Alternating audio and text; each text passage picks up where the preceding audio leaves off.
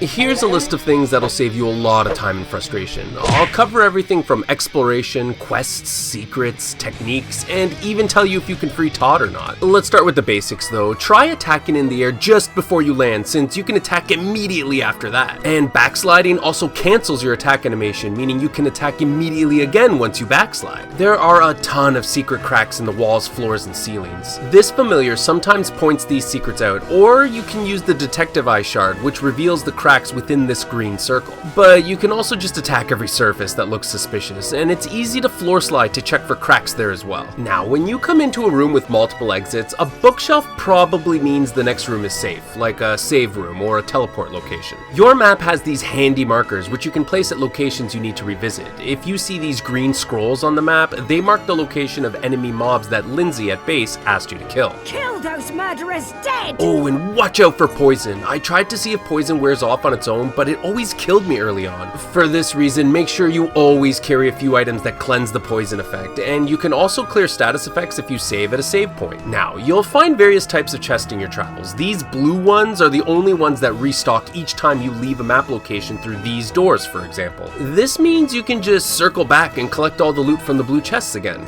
This is pretty important later on when you're trying to find gold from the blue chests in the desert, for example. When you unlock the shortcut shard, you gain access to this loadout wheel. To edit the loadout, pause the game and select shortcuts. You start with only 2 loadout slots and unlock more as you collect more shortcut shards. The final basic tips are about town. Don't forget about your farm. Plant seeds, go explore, and come back later to collect your share. Right next to the farm is Abigail, who asks you for specific items to help the dead rest. These trades are pretty straightforward, except for one item called the fire circlet. I didn't realize that I could only get this item by buying a regular circlet from the shop and then using that to craft the fire circlet. And finally, Susie asks you to prepare meals, but she can't remember the names. Make sure you prepare 2 meals, one for you and one for Susie, or buy the second one after you've crafted it. Now for some more advanced tips you'll want to know later on. Sitting in chairs doesn't do anything, but there are a few seats that you should watch out for. This chair in front of the piano does do something and gives you an achievement. A couple of other seats will strap you in and jump around if you try to sit in them.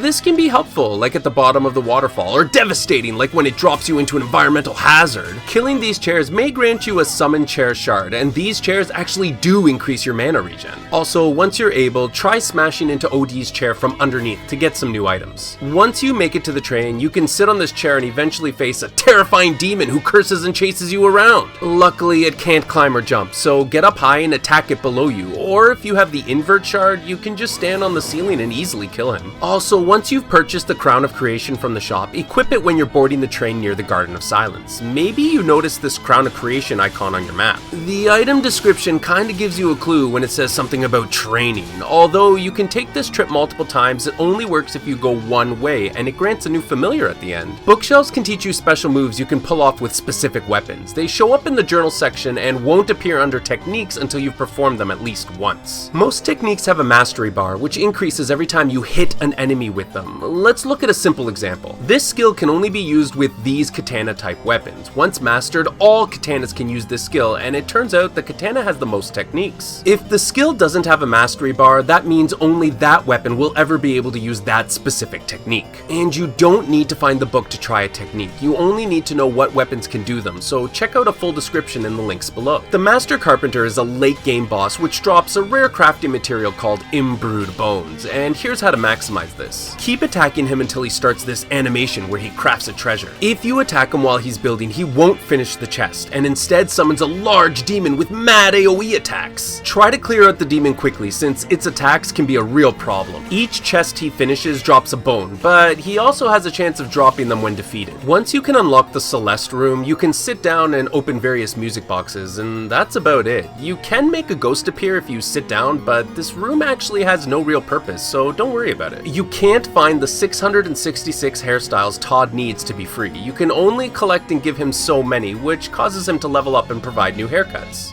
Finally, there are 3 endings in Bloodstained, and I've outlined how to get them in another video. Once you unlock the true ending, you can load your save file as a New Game Plus, which allows you to retain all your items, gear, and shards you collected, with the exception of some key things that would allow you to progress too quickly. Not much changes in the New Game Plus run, except harder difficulties can have more enemies for you to fight, and in Nightmare mode, you and your familiar are stuck at level 1 for the entire game. Also, I noticed that even if I collected the HP and MP Plus items, it didn't do anything if I already collected them in a previous run. And thanks for subbing and joining my growing channel.